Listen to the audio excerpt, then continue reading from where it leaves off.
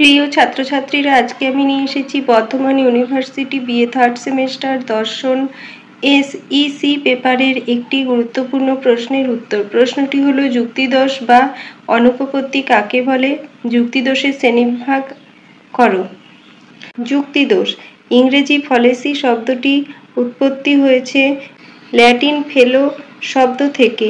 ফেলো শব্দের অর্থ হলো প্রতারণা করা। আমরা সকলেই সঠিকভাবে যুক্তি গঠন করতে চাই বা সঠিকভাবে যুক্তি গঠন করার চেষ্টা করি, কিন্তু বিভিন্ন কারণে আমরা তাদের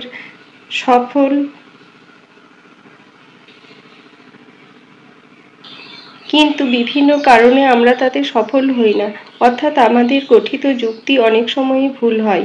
তাই যুক্তিবিজ্ঞানের একটি মূল বিষয় হলো সেই পথ অনুসন্ধান করা যার দ্বারা আমরা যুক্তি গঠনে ভ্রান্তির বশবর্তী হই বা ভুল করি। আমাদের যুক্তি তখনই ভুল হয় যখন যুক্তির হেতুবাক্য সিদ্ধান্তকে সমর্থন করতে ব্যর্থ হয়, এবং এই যুক্তিকে দোষমুক্ত বা ত্রুটিমুক্ত যুক্তি বলা হয়। তাই সাধারণভাবে বলা হয় যে যুক্তির যে কোনো দোষই হলো যুক্তিদোষ বা অনুপপত্তি। যুক্তিদোষ শব্দের উক্ত অর্থ হলো ব্যাপক অর্থ, কিন্তু যুক্তিবিদ্যায় শব্দটিকে সংকীর্ণ অর্থে ব্যবহার করা হয়ে থাকে। এই অর্থে যুক্তিতে যে কোনো দোষকেই যুক্তিদোষ বলে বোঝানো হয় না। যুক্তিদোষ বলতে বোঝায় বিশেষ ধরনের ভ্রান্তিকে। এই অর্থে প্রতিটি দোষ হলো এক ধরনের অশুদ্ধ বা অবৈধ যুক্তি। অর্থাৎ আমাদের প্রচলিত সাধারণ ভাষায় বা কথায় যে ত্রুটি যুক্তিতে ত্রুটিপূর্ণ করে তার ক্ষেত্রে দোষ শব্দটি প্রযোজ্য হয়। প্রতিটি দোষ হলো এক একটি অশুদ্ধ যুক্তির নমুনা বা আকার। কোনো যুক্তিতে যে প্রকার ত্রুটি ঘটে তাতে সেই প্রকারের দোষ ঘটে। প্রতিটি দোষ এক একটি প্রকার হওয়ায় একাধিক ভিন্ন যুক্তিতে একই ধরনের দোষ ঘটতে পারে। কিছু যুক্তিকে বাইরের থেকে সঠিক বলে মনে হয়, কিন্তু প্রকৃতপক্ষে তারা সঠিক নয়। এইরূপ যুক্তিতে যুক্তিবিদ মনোবৈজ্ঞানিক আকর্ষণে বা আবেগে প্রভাবিত না হয়ে যৌক্তিক নিয়মের ভিত্তিতে তাদের যাচাই করার পরেই সিদ্ধান্ত করেন যে ওই যুক্তি উচিত না অনুচিত, বা সঠিক বা সঠিক নয়। যুক্তিবিদ্যার যুক্তির এই অনুচিত বা অনুপযুক্ততাকে তর্কদোষ বা যুক্তিদোষ বলা হয়। এল.এম. কোপির মতে, দোষ হলো কোনো বিশেষ ধরনের যুক্তি বা শুদ্ধ রূপে প্রতীয়মান হলেও পরীক্ষার দ্বারা অশুদ্ধ বলে প্রতীয়মান হয়। এ.এইচ. রাচুরের মতে, যুক্তিদোষ হলো এক প্রকার ভ্রান্ত যুক্তি, অর্থাৎ সেই ধরনের যুক্তি যাকে সঠিক বলে মনে হয় কিন্তু তা বাস্তবে সঠিক নয়। এর ক্রম বৈধ বলে মনে হয়, কিন্তু বাস্তবে তা মান্য নয়।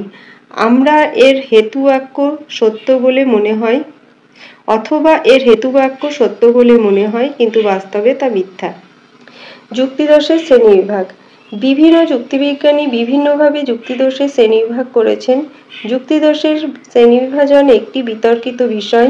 সাধারণভাবে যৌক্তিক দোষ বা তর্কদোষ প্রধানত দুই প্রকার, যথা নিয়মানুগ বা প্রচলিত বা আকারগত তর্কদোষ এবং নিয়ম বহির্ভূত বা অপ্রচলিত বা অ-আকারগত বা অনাকারগত তর্কদোষ। আকারগত বা প্রথাগত যুক্তিদোষ। এল.এম. কোপির মতে, অবরোহ যুক্তিতে যে বিশেষ ধরনের ভ্রান্তির আকার দেখা যায় তা হলো আকারগত বা প্রচলিত যুক্তিদোষ। এই যুক্তিদোষের সম্পর্ক বিশেষভাবে বাক্যের গঠনের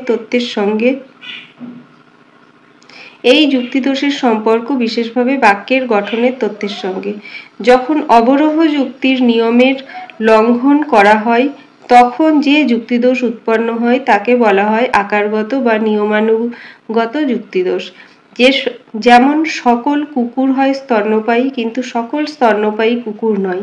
অবৈধ সাধ্যদোষ, অবৈধ পক্ষদোষ, অব্যাপ্য হেতুদোষ প্রভৃতি হলো এই ধরনের দোষের দৃষ্টান্ত। নিয়মানুগ তর্কদোষ দুই প্রকার, যথা অবরোহমূলক এবং আরোহমূলক। অবরোহ যুক্তিতে যে দোষ হয় সেগুলি হলো অবরোহমূলক তর্কদোষ, যেমন অব্যাপ্য হেতুদোষ, অবৈধ সাধ্যদোষ, অবৈধ পক্ষদোষ ইত্যাদি। আর অবরোহ যুক্তিতে যে দোষ হয় তা হলো আরোহমূলক যুক্তিতে যে দোষ হয় তা হলো আরোহমূলক তর্কদোষ, যেমন ভ্রান্ত পর্যবেক্ষণ দোষ, অপর্যবেক্ষণ দোষ, কাকতালীয় দোষ, সহকার্যকে কারণ ভাবা দোষ, অপ্রাসঙ্গিক বিষয়কে কারণ ভাবা দোষ ইত্যাদি। অআকারগত বা প্রথা বহির্ভূত যুক্তিদোষ। দৈনন্দিন জীবনে ভাষা ব্যবহারে এই ধরনের ভ্রান্তি হয়ে থাকে। এই দোষ ভাষায় ব্যবহৃত বিষয়ের সংশয়ের সঙ্গে সম্পর্কিত। যুক্তির বিষয়বস্তুর প্রতি অসাবধানতার কারণে বা যুক্তির গঠনে প্রযুক্ত ভাষার কোনো দক্ষতার কারণে উৎপন্ন দোষকেই বলা হয় অআকারগত বা প্রথা বহির্ভূত তর্কদোষ। যে যুক্তিকে কোনো বৈধ আকারে জানা যায় না, যে যুক্তির প্রধান লক্ষ্য অপরকে প্রভাবিত করা, তর্কে পরাস্ত করা, যে যুক্তিতে বক্তা ন্যায্যতা দাবি করে কিন্তু তা অসঙ্গত, সেই যুক্তির দোষকে বলা হয় অনাকারগত বা অনাকারজনিত বা প্রথা বহির্ভূত তর্কদোষ। যে যুক্তিকে কোনো বৈধ আকারে জানা যায় না, যে যুক্তির প্রধান লক্ষ্য অপরকে প্রভাবিত করা, তর্কে পরাস্ত করা, যে যুক্তিতে বক্তা ন্যায্যতা দাবি করে কিন্তু তা অপ্রসঙ্গত, সেই যুক্তির দোষকে বলা হয় অনাকারগত বা অনাকারজনিত বা প্রথা বহির্ভূত দোষ। এই যুক্তিদোষ যুক্তির বিষয়বস্তুর প্রতি অসাবধানতার কারণে বা যুক্তির গঠনে প্রযুক্ত ভাষার কোনো অনেকার্থতার কারণে উৎপন্ন হয়। যেমন চার্বাকরা ব্যভিচারী ছিলেন, তাই তাদের দর্শনে গাম্ভীর্যতা নেই। এই দোষ সংখ্যায় অসংখ্য। অ্যারিস্টটল এই দোষকে দুই প্রকার বলেছেন, যথা ভাষাজন্য ও অভাষাজন্য। সাধারণত নিয়ম বহির্ভূত যুক্তিদোষ এই প্রকার, যথা প্রাসঙ্গিকতা দোষ এবং তথ্যাত্মক দোষ। যদি হেতুবাক্য ও সিদ্ধান্তের মধ্যে বাস্তবিক কোনো সম্পর্ক না থাকে, অর্থাৎ হেতুবাক্য সিদ্ধান্তের পরিপ্রেক্ষিতে প্রাসঙ্গিক না হয়, তাহলে যে যুক্তিদোষ হয় তাকে বলে প্রাসঙ্গিকতার দোষ। আর যুক্তির কোনো পদের বা বাক্যাংশের একাধিক অর্থ হলে বা অস্পষ্ট অর্থ হলে যে দোষ হয় তাকে বলা হয়